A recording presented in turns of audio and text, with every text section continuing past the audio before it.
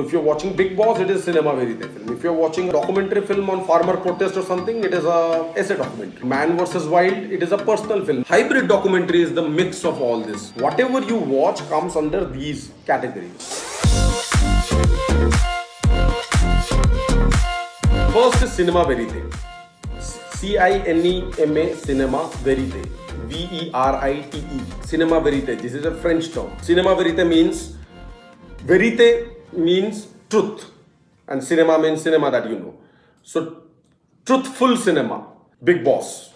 Like you might say that it is totally sham and it is scripted and everything. That, leaving that aside, the form that they are using is cinema of truth, that the filmmaker is not interfering with the story, as if at least the portrayal is like that. Cinema verite means fly on the wall approach. It is also called observational cinema, that the filmmaker is not tampering with the material. Filmmaker is not getting in and making the sound. For example, in Big Boss, the treatment is that when two people are talking or when whatever is happening over there is no background music. It is zero sound post-production. What is getting recorded is directly coming to you.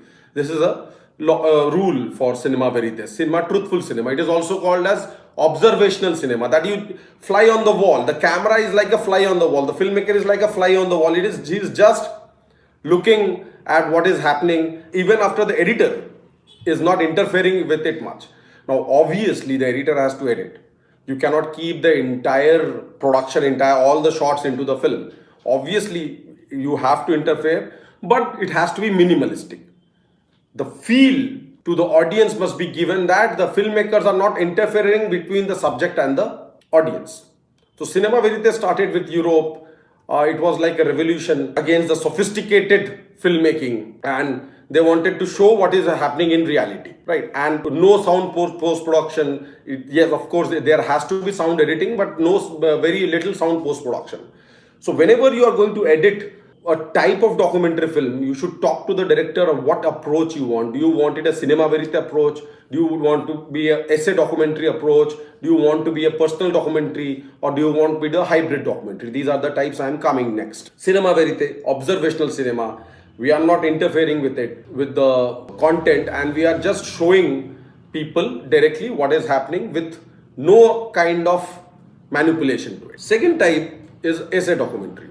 This type of documentary is mostly seen on Netflix series. Discovery Channel programs are kind of essay documentaries. An essay is an argument. I myself as a filmmaker is giving both the sides of the topic. Both the sides of the argument, or 4 sides of the argument, or 10 sides of the argument, I am only presenting. So an essay is an argument. Just remember when you used to write essay in school. When we were very little, at that time, the science, curse or a boon, these kind of topics were given, which were open-ended topics, where you cannot just directly pass a judgment that yes, science is a boon. No, science is a curse because so many wars happen because of science, right? An essay is always an argument. There is a brilliant film. You leave aside the politics of it. I am talking about editing wise. All editors must watch it. Ram Ke Naam. It is made by Anand Patwardhan. Anand Patwardhan is a director, Ram Ke Naam. It is about the Babri Masjid demolition. Now, the film is anti-BJP, right? It goes against BJP. So, but even the pro-BJP people should watch it if you are filmmakers. So, you might disagree with the film. You can go and write comments about disagreement. But see the editing, how they are creating the structure of the essay, how they are presenting different arguments. Yes, in the end, the argument is tilted towards the non-Hindutva, that the masjid or mandir, how the politics is being played. But in terms of editing, in terms of structuring the story, it is a masterpiece. It has to be, and it is put free on internet. Ram Ke Naam, you can watch the film. There are many essay documentaries. This one I pointed out because it is a film. I have recommended this to my students, and I have told them that do not watch the politics of the film. Just watch the story, and just watch the cutting of the film. Just watch the editing of the film. I am telling you also, I challenge that you will get involved into the story. You cannot just watch the cuts, whatever they are showing, and that is the success of the filmmaker. Now, whatever his stand is, politics is, we have to respect. Even if some pro-BJP people make, they should make a documentary explaining that why it is done, why the temple is required, that should also be welcome, and that should also be watched. What as filmmakers we are talking about here is how the narrative is built, how the structure is built, and how we as a young editors can build upon what people have done already. That is one recommendation. Essay means an argument. If I would have made that film Ram Ke Naam, I would have been more neutral. I feel Mr. Anand Patwardhan has been tilted towards one side, but nevertheless, the way he has presented, the way he has told the story is very commendable. Coming back to essay documentary films, cinema verite is an observational cinema. Here, essay is not just observational. Here, you construct an argument. You show all the sides of the elements. See, it might seem like that these are creative things, but no, these are technical things. How you place them, how do you make them smooth for us to watch is your creativity. But these are the technical things that I also have to do when some project comes that we need an observational type of approach for Big Boss, or there are many examples like that. So I have to edit in that manner. I cannot just put music after each dialogue or everything. But in essay documentary films, I have to take a different kind of approach. I have to present arguments, and those arguments have to be digestible to the audience also. Third type of documentary films are personal documentary films. Now, personal documentary films are films where the filmmaker is taking a film about one of his personal life, one segment of his personal life. When a filmmaker makes a film on himself or herself, that is a personal film. Now you might think that who is going to watch that film? This is a form. Okay, for example, a very famous film, Roger and Me, by Michael Moore.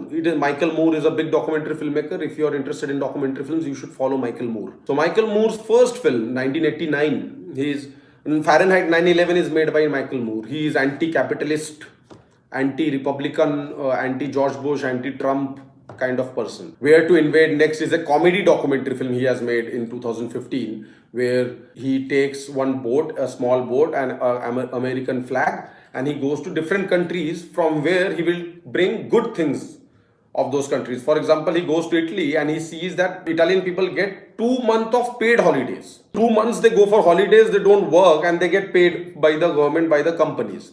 So in America, it is unbelievable, incredible to think, and no one will give holidays for even 1 week is difficult in America, Michael Moore was saying. So, because they do not have festivals like Diwali and all those things where holidays can be accommodated, they only have holidays during Christmas. So now he plants that flag. This is a comedy documentary, and he say that I am taking this idea, like America always invades and takes things. That is the theme of the film, and he's going and taking good ideas. So France, how people are doing food, how French government provides good food, high quality food to school children, that he invaded and took.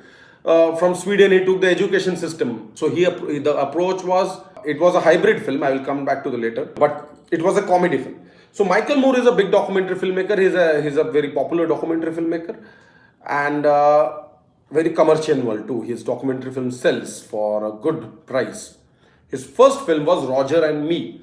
It is a personal film, personal documentary film. And his career started with that documentary film. In that film, he has shown real footage that he was working as a reporter in San Francisco, and he was not liking the job as a journalist, as a reporter. He got a news that somewhere in Ohio or somewhere in the Midwest, Illinois, I don't remember his native place, Michael Moore's. So GM Motors was a big company in that city, in Minnesota or somewhere in the middle America. And GM company was closing its plants unannounced, and they were like throwing out people.